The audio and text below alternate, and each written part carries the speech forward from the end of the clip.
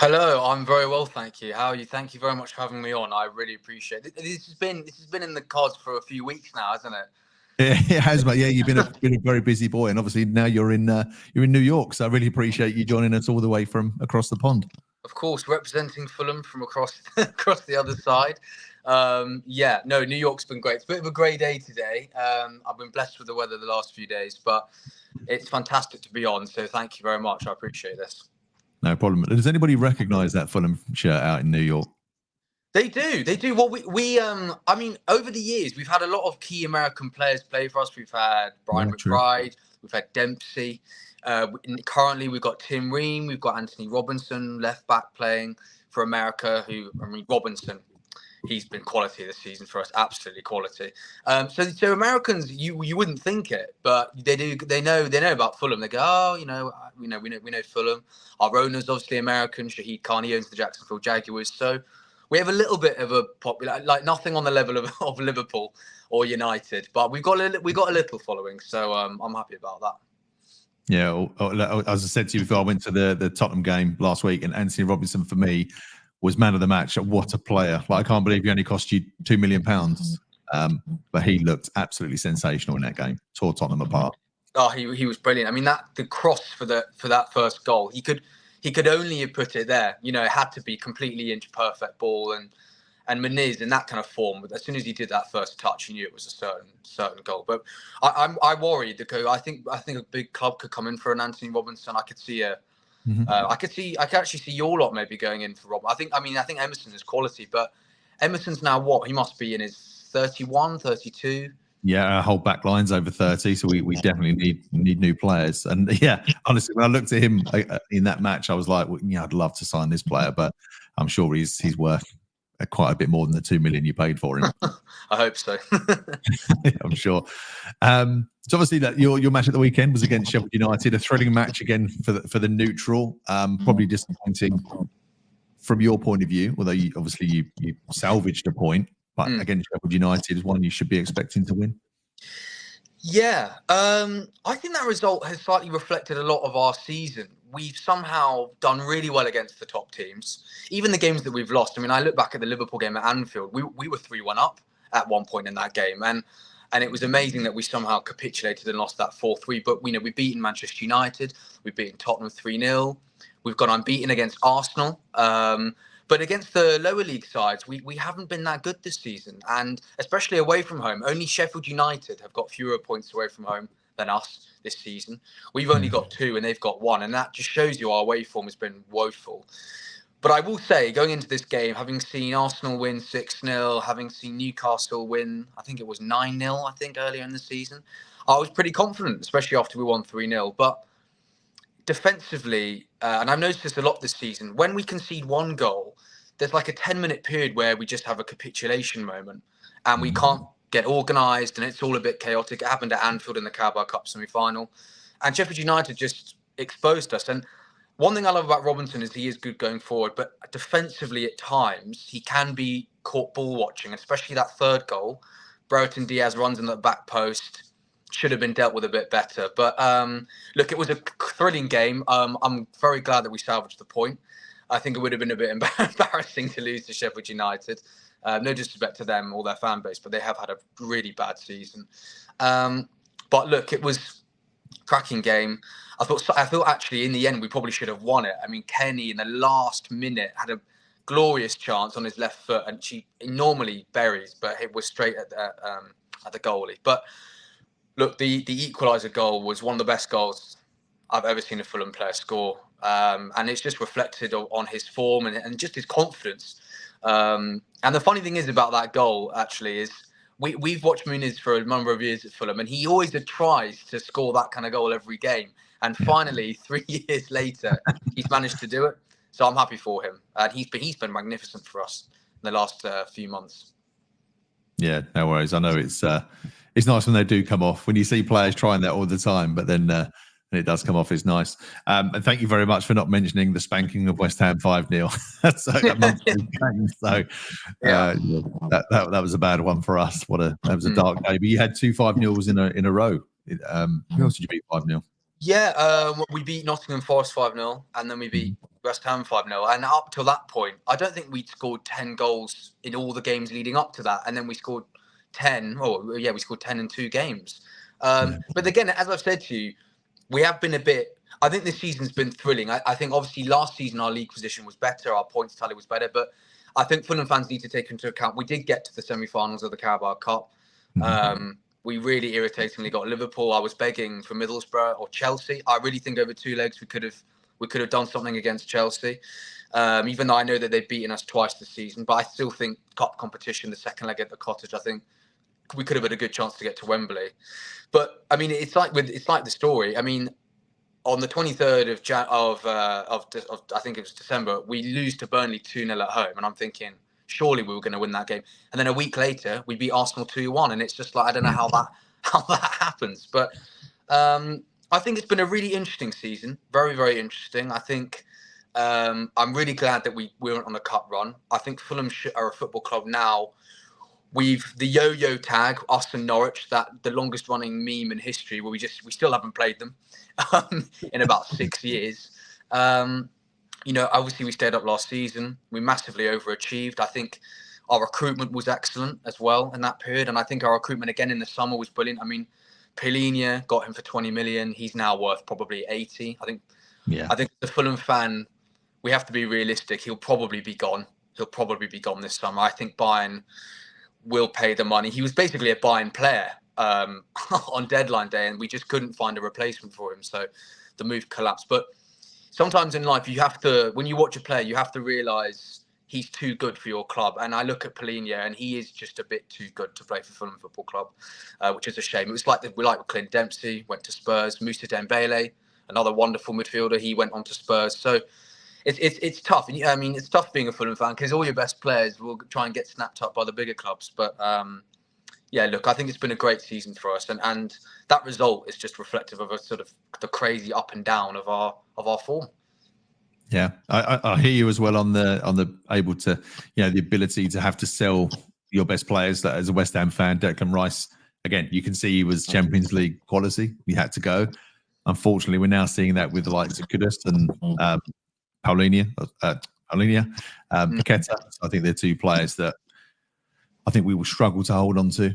And then it's just, as you say, you've just got to get that money like you'll get for Paulinho, and then just how do you reinvest that? So it's just all about then a really good scouting network to try and get those replacements. And to be fair, we've done well with the Declan Rice money. I think we did sign some good players, but looks like we're going to have to sign some more. Definitely. So you're currently 12th in the table. Is that somewhere that you would have expected to be at the start of the season? Is that a good season for you, or how do you feel?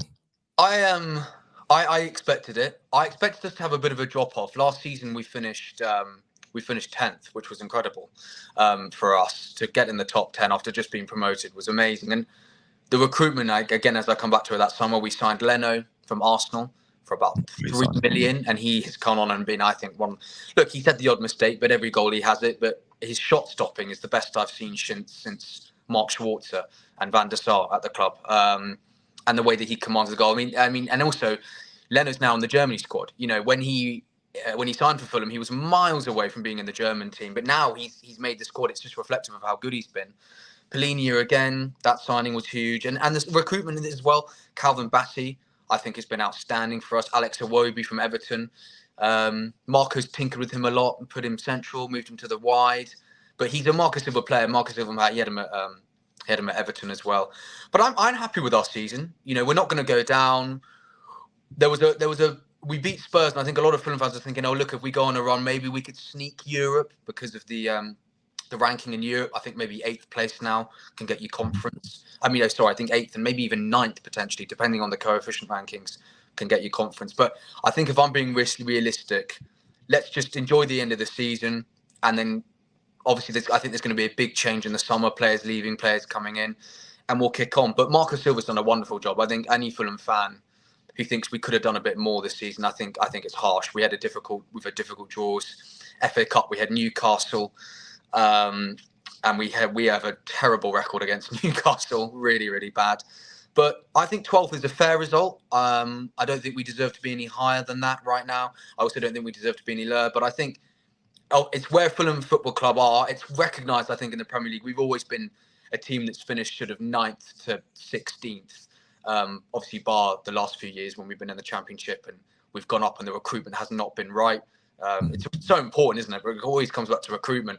You look at the table. And even West Ham. I mean, West Ham, you lost Rice, massive loss, but Alvarez has been a great signing. Ward-Prowse, you've used the money and spent it wisely, I think. You look at Chelsea and Man United, and their recruitment is a shambles, and that's reflected in their league position. So I think 12th is fair, and I hope next season. We know that Tony Khan is going to spend money. He spoke about it several times on different media platforms. I think Marco Silva deserves a big summer. I think we haven't spent that much money. The highest paid player I think we paid is Plenia, 20 million. And when you were in the Premier League, 20 million now is like, it's not really that much, really, to sign on one football player. So I think I'm hoping next season with a couple of new additions, we could maybe try and sneak a really good cup run again, like we did this season. But I'm happy with 12th. 12th is good, I think, for us. Yeah, cool. You got Nottingham Forest. You mentioned them earlier. Obviously, beat them 5-0 in the last game. You've got them tomorrow night. How do you think that one's going to go? I think we'll beat them. I'm quietly confident. We last season we beat them there. We played some really good football. Polina scored an absolute screamer. I remember that. Harrison Reed scored one of, he scores once in a blue moon, but he got a goal.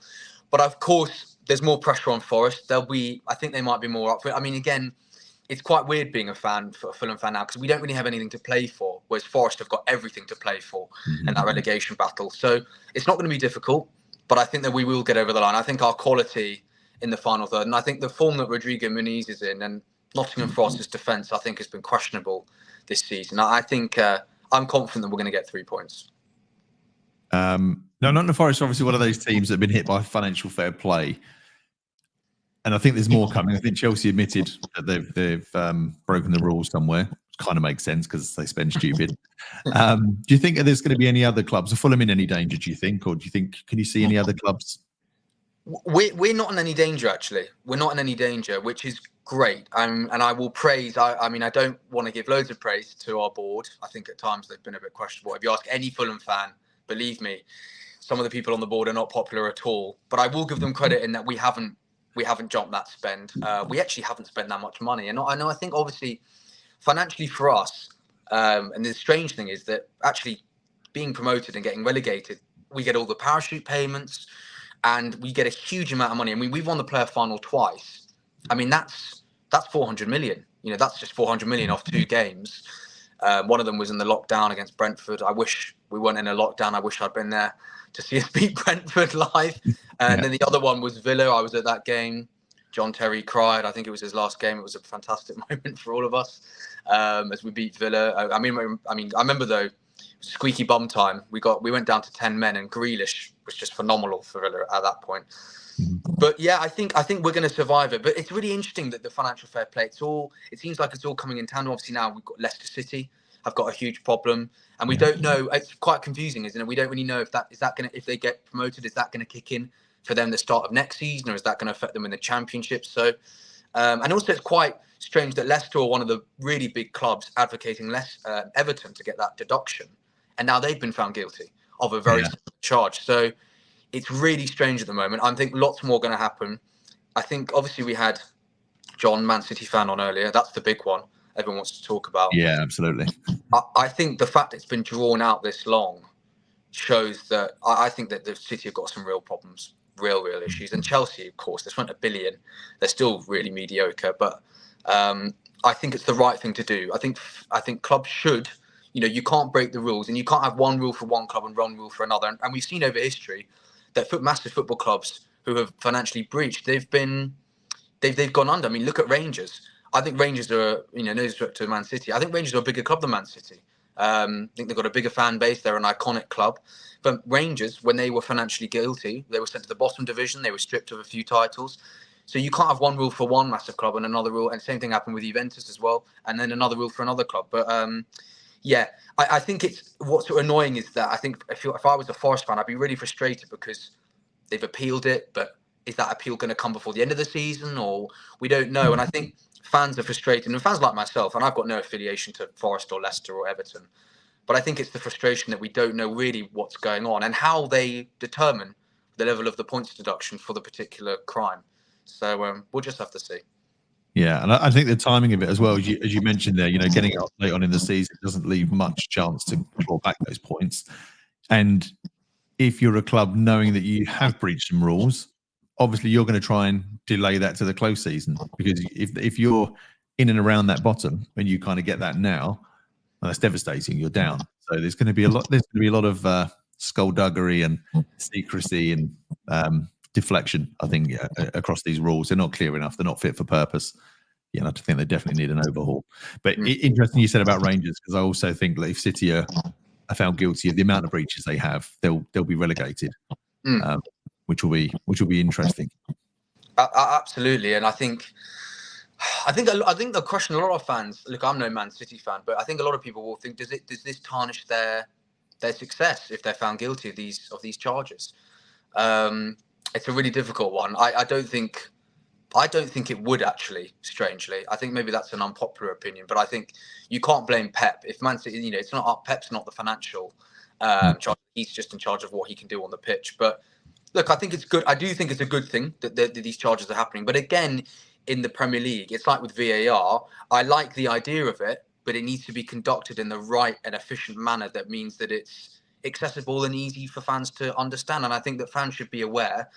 And I think what's one of the things, look, I'm a football fan. I'm a football lover. But one of the things I love about rugby is you can hear the referees and you can hear when they make these decisions. There's clear communication.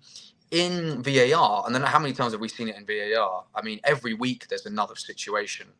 The communication there is just a shambles, and it's not properly conducted. We have the technology, but we just don't have the right people who know how to actually operate the technology effectively. And I do think it is ruining our game. I've got a friend who's a Millwall fan, and he loves the Championship because there's no VAR. So you can actually celebrate and think, okay, we've actually scored it, instead of VAR coming in, and then you have to cancel your celebrations. So, I just hope that the Premier League sort it out as quickly and efficiently as possible. Yeah, I'm not sure if your Millwall friend loves the Championship because there's no VAR, or they've got no chance of coming up. I'm not sure which one that is. Yeah, they are. Well, to be fair, they are bottlers. Oh, and of course, yes, you're not. Yeah, well, of course, yeah.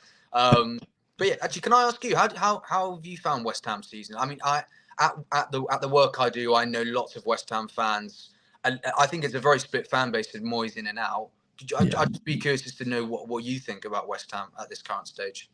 Yeah, I think Moyes should run his contract down and go. For me, and I did a video on this earlier, and you may not have seen it on the channel, but I did like 5 reasons for and 5 reasons against. So for me, I think, yes, he's delivered us a European Cup win. And I was going to ask you about this because you mentioned the conference. For me, I think the conference I really do think it's a Mickey Mouse Cup. I don't count it as a major trophy.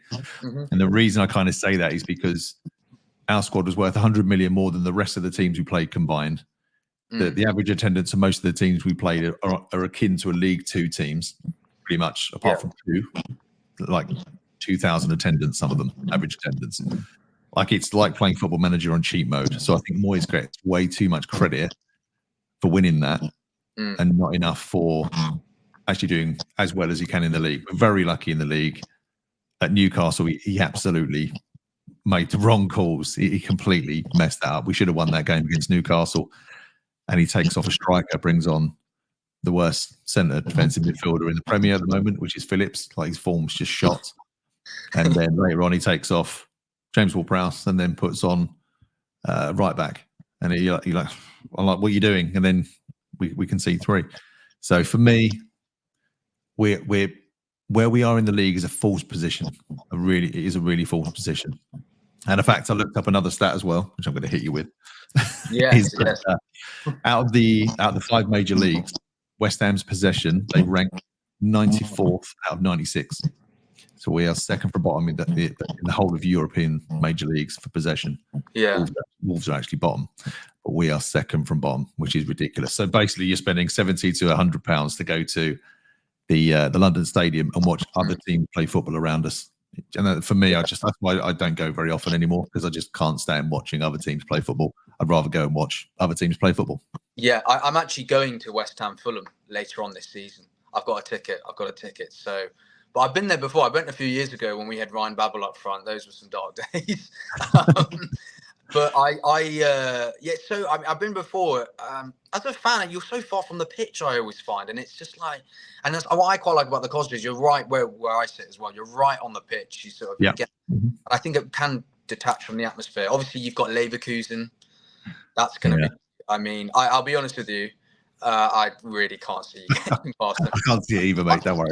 I think the second leg at West Ham, I think that could come to your advantage. And actually, I know Joel, the Arsenal fan, said earlier, just in terms of the second leg, first leg at the Emirates, I actually slightly disagree. I think you always want your second leg to be at home. You definitely want the home advantage in the second leg. And I think if West Ham could maybe, I think let's say you lost 2-1, you took that back to the London Stadium. I think, you get an early goal maybe, the crowd could be up for it.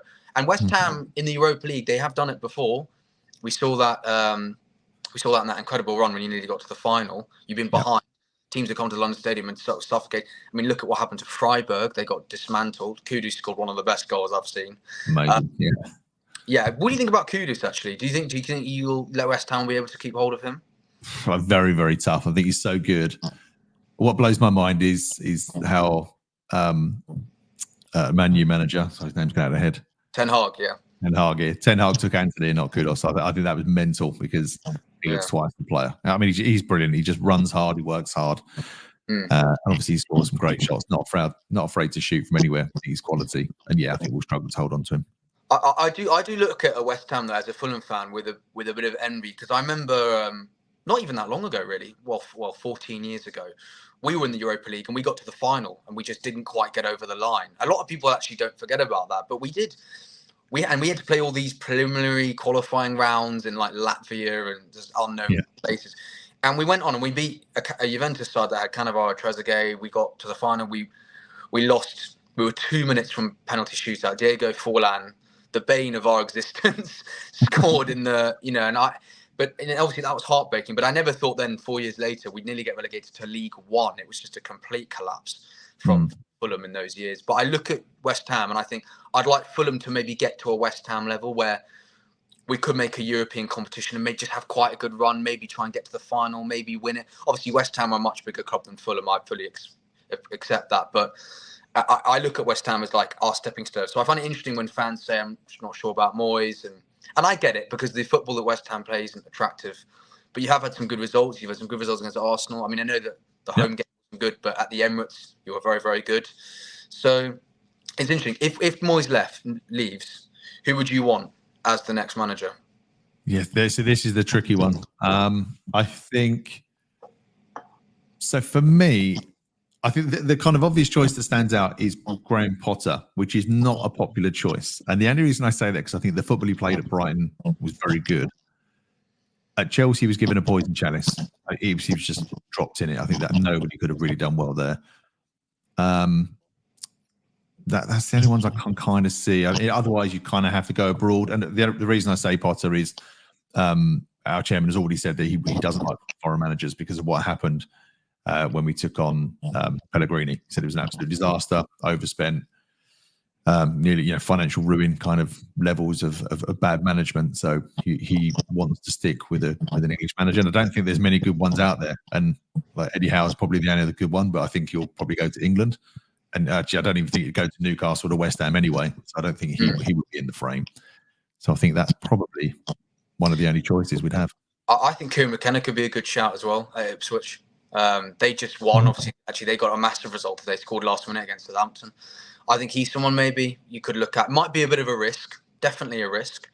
But look, you've got to take risks in football, haven't you? You've got to. I mean, we took a risk on Marco Silva, who hadn't really done that well in the English game, and we've reaped the reward of that. So, yeah, I think it's an interesting season for West Ham. I think the fan base. Would you say that the fan base is very divided over Moyes? Oh, yeah, 100%. And it sways week from week. And the problem, what I don't want it to get is like the Arsenal fan TV where it was, everyone against Wenger, because that's why the channel blew up.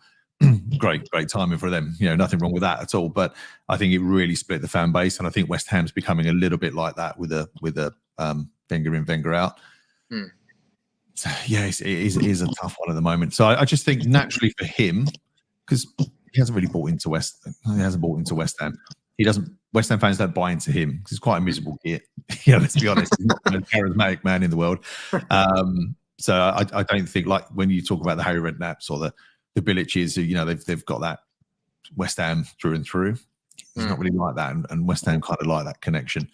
So I think for him naturally, he could move on. And actually, an interesting question, I guess, back at you really. If Moyes was out of a job, would you take him at Fulham? I wouldn't take him over Silva now. I wouldn't take him over Silva. But if Silva was gone, I would take Moyes. I would, definitely. The thing with Fulham is the style of play that we play with Marco is wonderful. I think the football that we play is great. Really, really exciting. Gets the fans on the edge of our seat. It's the most entertaining we've had, I think, since Hodgson, really, all 14 years ago. And in that time, we've had some really, really bad managers.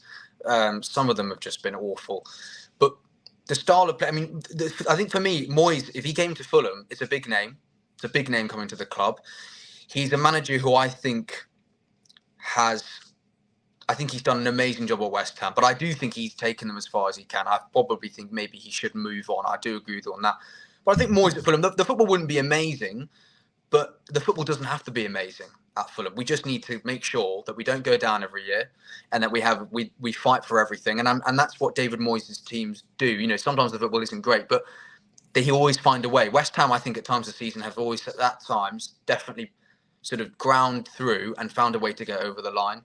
Yeah. So I would have Moyes, but I definitely wouldn't have him over Marco. Marco right now, I think he's hot property. I actually think, obviously, my bias kicks in, but we see a lot on Sky. Everyone talks about Thomas Frank, and everyone talks about De Zerbi, and these managers are wonderful. And I don't think that Silva actually gets enough credit for what he's done at Fulham. Everyone raves about Thomas Frank, but Brentford are in a relegation battle this season. If we're being honest, they're not out of it yet. One win, a Forest or Luton win, Brentford are drawn right back into it. So, and Silva's actually, I think, overachieved with the squad that we've had. I mean, we've got players in the team who are aging. Willian's 35, Jimenez is 33. He's overachieved. And the only person I feel sorry for on our squad is Broja. Comes in January, and Muniz just decides to go, okay, well, you're not getting in the team, and I'm just going to turn up now. But I think we've got to pay Chelsea $4 million if we don't play him in something like 12 games. So I think we've already not played him in enough games. We're going to have to give Chelsea $4 million, as if they need $4 million, if we're being honest. Yeah. But I would have Moyes at Fulham. I think if Silva left, I could see Silva going to West Ham, actually. I wouldn't rule that possibility out. I think he could look at it, the lure of European football, bigger football club. It pains me to say that, but yes, bigger football club. But it could be like a swap situation. I wouldn't be against Moyes coming to Fulham because he's been in the game a long time and he knows what he's doing. And I actually think even at United, I think they should have given him longer. Definitely. Yeah, he can grind out results. I think that's the problem. He can grind it out, but the way he does it is just so dull. And the problem that he has now, because he's known as a defensive manager, I mean, we're already at the same goals we conceded last season. We've still got 8 games to go. So our defence is getting worse. I mean, as I mentioned earlier, they're all over 30. I mean, Zuma's knackered. His knees are just gone. Bonner's old. Creswell's old. Kufal is kind of on the cusp. His contract's coming up. So, yeah, we've got some big problems defensively. Our keepers are not amazing. I don't think. Well, Fabianski's needs to retire soon, and Areola's okay, but I still think he's got some. You think Areola? You think he's okay? I think Areola's brilliant. I don't know. I don't think he's bad. I think he's a steady Eddie, but for me, and it may not be his fault. It may be the way we coach because we're so defensively deep. But he doesn't come and collect enough crosses. Fabianski doesn't collect anything. He's glued to his line. But Areola probably not as commanding. He's quite a quiet goalkeeper. So I mean, I like the goalkeepers to be quite loud and really vocal, and you should be hearing them above anybody else in that defence. And I don't think I've ever heard him shout. So he's a quite unassuming goalkeeper. So that always makes me nervous. We had him on loan 2 years ago when we went up, and he was brilliant for us. He was one of our best. I mean, in the best of a bad bunch, but he was in goal. Him, Joachim Andersen, who's at Palace, and Lookman, who I think's at Atalanta now. those three players are really good for us a few years ago.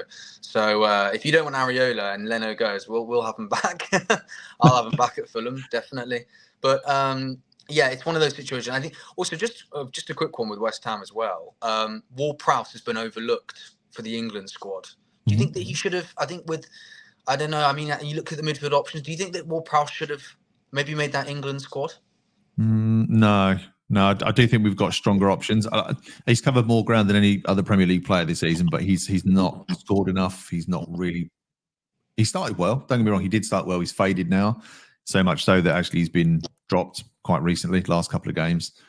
So I think something's happening there. He's not quite the timing. If it was the other way around, if he'd started badly and progressively got better towards the summer, I think he'd have a chance. But I just think his form was dropping off at the wrong time for him. Good player for West Ham. No problem with that. But I think that also that label of equaling David Beckham's goal free kick record is really weighing him down because he hasn't scored one for, I can't remember the last time he scored a direct free kick. So yeah, that's been a bit of a problem for him. Yeah, Ward-Prowse, he scored a few R's for Southampton, and Ward-Prowse. I think he scored 3 free kicks at the Cottage. I remember all of them. It was like, I remember you conceded and you knew it was basically like giving Southampton a penalty practically. Yeah. So, and the problem we have with that is that being as a team that sits so deep, as a counter-attacking team, we don't get free kicks high up. So actually, it doesn't play well into James Ward-Prowse. If we were an attacking team that drove at defenders and got fouls, he'd be on double figures.